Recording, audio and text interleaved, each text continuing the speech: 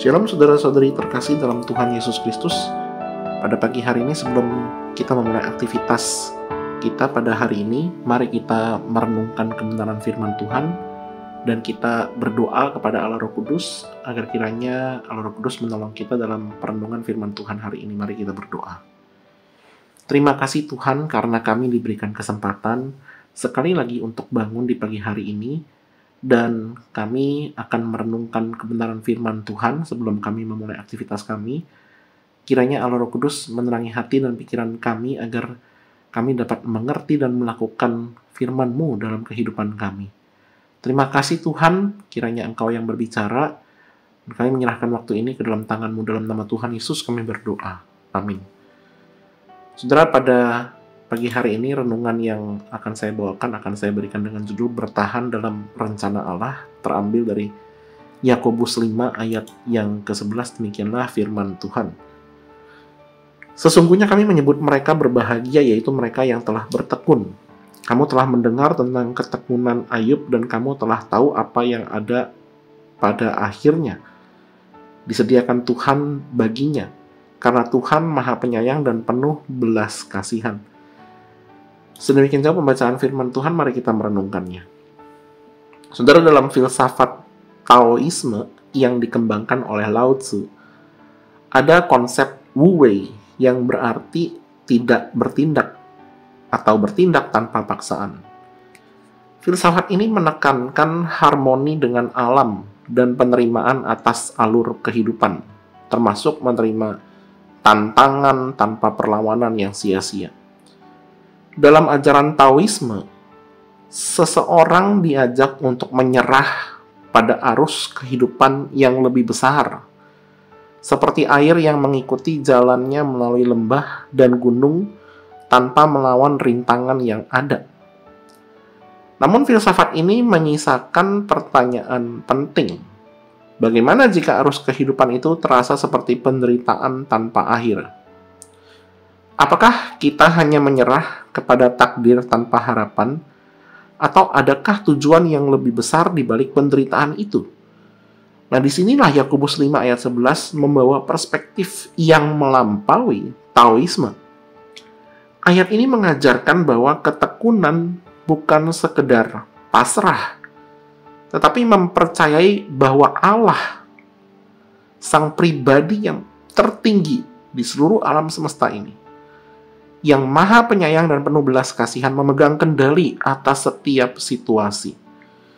Yakobus menggunakan contoh Ayub, seorang yang bertahan dalam penderitaan bukan karena ia menyerah kepada nasib, tetapi karena ia berpegang pada keyakinan bahwa Allah itu setia dan adil.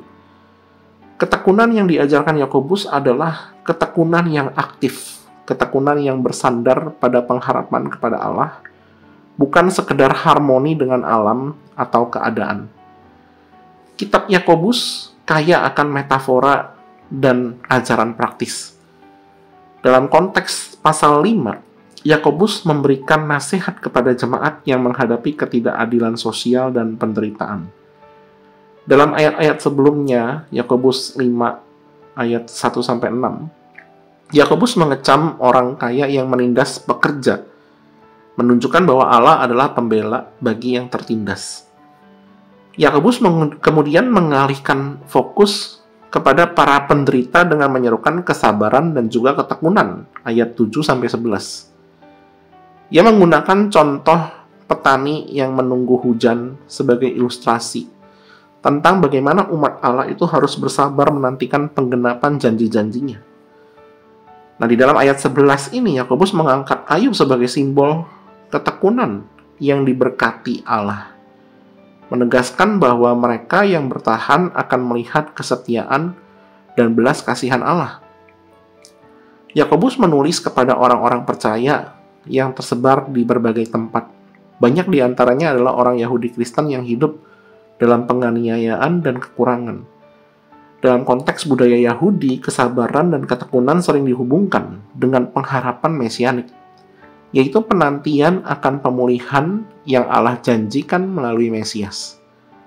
Dengan menyebut Ayub, Yakobus mengingatkan pembacanya bahwa penderitaan itu bukanlah akhir dari cerita. Ayub adalah contoh orang benar yang mengalami penderitaan hebat, tetapi tetap bertekun karena ia percaya kepada Allah. Dalam budaya Timur Dekat kuno, cerita Ayub menggemakan keyakinan bahwa Allah adalah sumber pemulihan, bukan hanya penghiburan. Yakobus 5 ayat 11 adalah inti dari pesan kitab ini. Iman yang hidup tidak hanya diwujudkan dalam tindakan, tetapi juga dalam ketekunan menghadapi penderitaan. Dalam pasal 1, Yakobus telah menulis bahwa ujian iman menghasilkan ketekunan. Yakobus 1 ayat 2-4. Dan ayat 5 dan pasal ayat 5 ayat 11 ini, pasal 5 ayat 11 ini adalah puncak dari ajaran ini, menunjukkan bahwa ketekunan memiliki tujuan, yaitu mengalami belas kasihan Allah dan menerima berkat-Nya. Yakobus juga menghubungkan penderitaan individu dengan pengharapan eskatologis. Pemulihan Ayub menjadi gambaran kecil dari pemulihan besar yang Allah sediakan bagi semua umat-Nya melalui Yesus Kristus. Saudara, Ayub adalah bayangan dari gambaran Yesus Kristus yang menanggung penderitaan terbesar untuk mendatangkan pemulihan bagi semua umat manusia. Seperti Ayub, Yesus tidak bersalah, tetapi ia menderita untuk rencana Allah yang lebih besar. Dalam kebangkitannya, Yesus menunjukkan bahwa penderitaan tidak pernah menjadi akhir dari cerita bagi orang yang percaya. Yakobus 5 ayat 11 mengingatkan kita bahwa seperti Ayub, kita dipanggil untuk bertahan karena kita memiliki janji pemulihan yang kekal. Melalui salib dan kebangkitan Kristus, kita dapat melihat penderitaan kita sebagai bagian dari rencana Allah yang lebih besar. Dan di dalam terang Injil, kita dapat bertahan, bukan dengan kekuatan kita sendiri.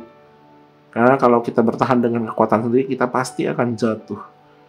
Tetapi dengan pengharapan bahwa Allah yang Maha Penyayang dan penuh belas kasihan, yang sedang bekerja di dalam kehidupan kita dan yang terus menguatkan kaki kita untuk bertahan di dalam kehidupan ini.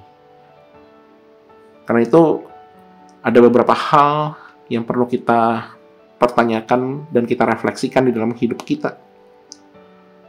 Dua hal yang perlu kita refleksikan pada hari ini adalah bagaimana kita meneladani ketekunan Ayub dalam situasi kita saat ini. Dan apakah kita melihat tangan Allah yang penuh belas kasihan di tengah penderitaan yang sedang kita alami? Gumulkanlah akan kedua hal ini, saudara, dan berdoalah agar Allah memberikan kekuatan untuk bertahan di dalam iman. Mintalah Dia menanamkan pengharapan bahwa segala sesuatu bekerja untuk mendatangkan kebaikan bagi mereka yang mengasihinya. Seperti Ayub, percayalah bahwa Allah akan memulihkan Anda sesuai dengan rencananya yang sempurna. Mari kita berdoa. Kami mengucap syukur Tuhan karena kami diberikan kesempatan untuk mendengarkan kebenaran firman-Mu. Sekali lagi kami diingatkan bahwa pengharapan di dalam Engkau tidaklah sia-sia, melainkan sebuah kepastian di dalam hidup ini. Karena itu teruslah berikan kami ya Tuhan, kami mohon berikanlah kami kekuatan untuk bertahan di dalam kondisi-kondisi kami yang mungkin sebagian yang mengalami pergumulan kehidupan yang sulit. Tuhan yang terus kuatkan kaki kami untuk bertahan di dalam iman kami. Kami menyerahkan untuk kehidupan kami sehari ini. Kami serahkan semuanya ke dalam tangan Tuhan. Kiranya Tuhan yang memimpin kami. Dalam nama Tuhan Yesus kami berdoa. Amin.